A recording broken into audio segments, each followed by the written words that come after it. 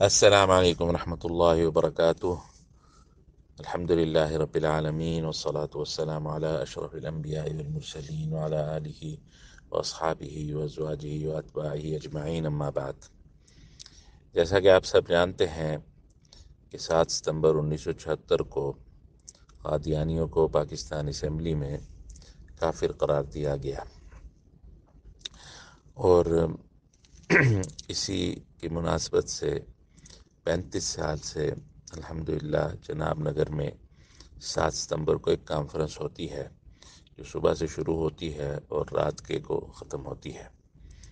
الحمدللہ ہمارے والد حضرت مولانا عبدالحفیظ مکی نور اللہ مرقدہ ہمیشہ اس کانفرنس میں شرکت فرمایا کرتے تھے، اور بھی کئی اکابر، حضرت چنوٹی صاحب، قاسمی صاحب، دیگر اکابر بھی اس میں تشریف لایا کرتے تھے۔ تمام مسلمانوں سے یہ گزارش ہے اور اپیل ہے کہ وہ اس کانفرنس میں شرکت کریں، اور 7 ستمبر کی مناسبت سے کہ اس دن قادیانیوں کو کافر قرار دیا گیا، اس کی کیا وجوہات تھیں، کیا اسباب ہیں قادیانیوں کے کافر ہونے کے، وجوہ کفر کیا ہیں، اور یہ کتنا بڑا خطرہ ہے امت مسلمہ کے لیے، اور خصوصاً پاکستان کے لیے یہ کتنا بڑا خطرہ ہے، اور ان کی کیا کیا مکاریاں ہیں، کیا کیا دجل ہیں، ان سب پر اس کانفرنس میں روشنی ڈالی جاتی ہے اور وضاحت کی جاتی ہے۔ اللہ تعالیٰ اس کانفرنس کے جو منتظمین ہیں،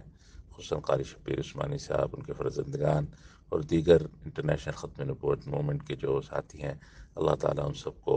جو ہے جزائے خیر دے، اور جس مقصد کے لیے کانفرنس منعقد کی جا رہی ہے اللہ تعالیٰ ان مقاصد میں اللہ تعالیٰ ہمیں کامیابی عطا فرمائے۔ فی امان اللہ۔ السلام علیکم ورحمۃ اللہ وبرکاتہ۔